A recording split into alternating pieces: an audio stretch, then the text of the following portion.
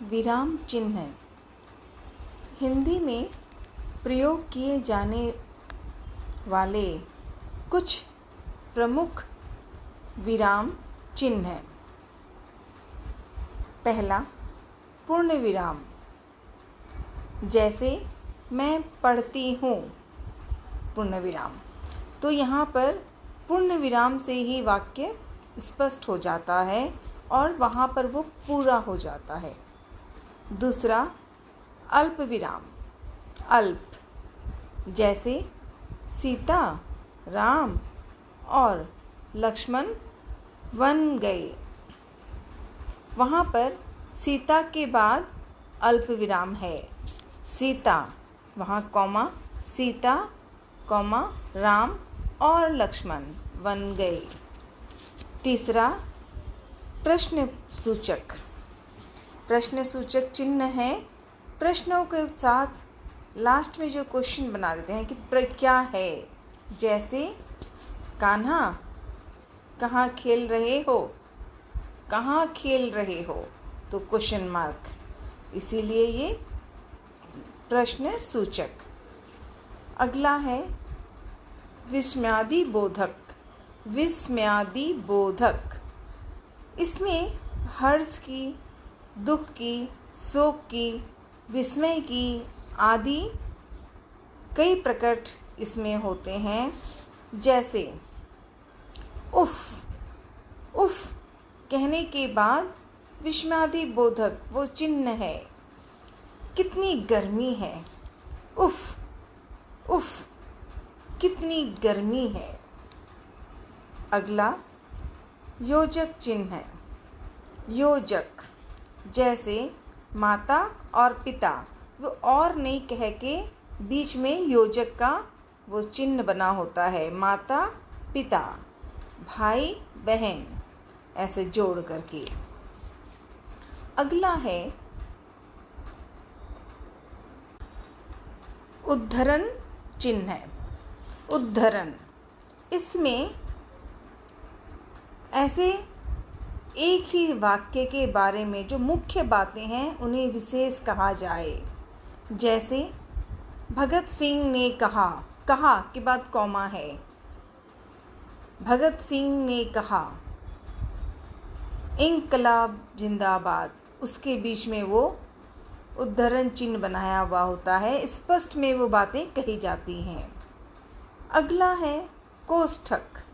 कोष्ठक, इसमें ये विशेषता है कि जैसे यहाँ उदाहरण के लिए दिए हैं, जैसे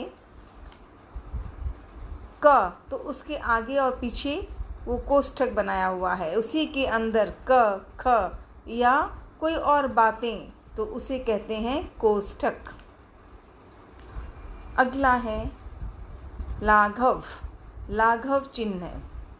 लाघव चिन्ह का अर्थ ये है कि अगर हम कहें पंडित, तो पंडित की जगह प लिख करके वो गोला बनाते हैं लाघव, तो पंडित। जैसे डॉक्टर, अब डॉक्टर शब्द पूरा ना लिख के डॉ और गोला हुआ बनाया, लाघव डॉक्टर, वो डॉ लिख के ओ से ही उत्तर बन गया कि डॉक्टर।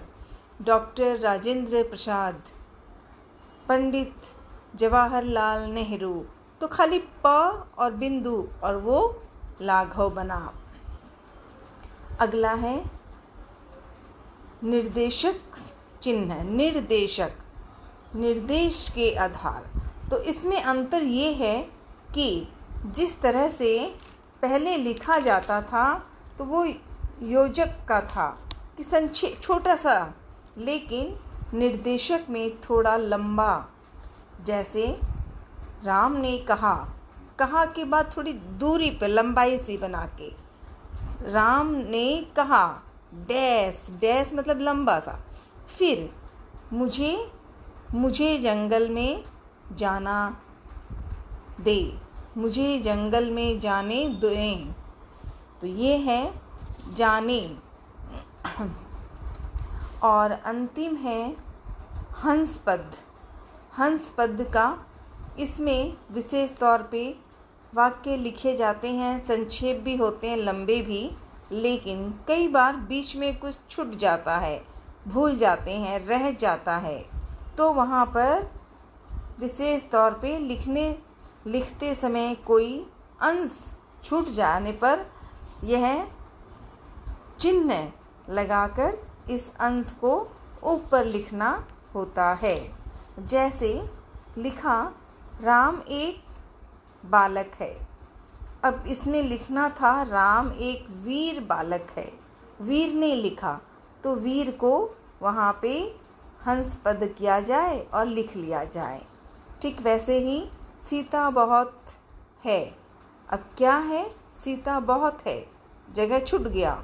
सीता बहुत मेहनती है, तो मेहनती के लिए हंस पद का चिन्ह बनाएं और उसे लिखें। तो आज की शुरुआत हुई है, किसमें हुई है? मुख्य तौर पे जो लिखने की तरीका है, लिखने के लिए हिंदी को विशेष तौर पे लिखने के लिए कौन कौन सी भाषा के रूप को प्रयोग करना हो, ये विराम चिन्ह से सफल होता है समझ में।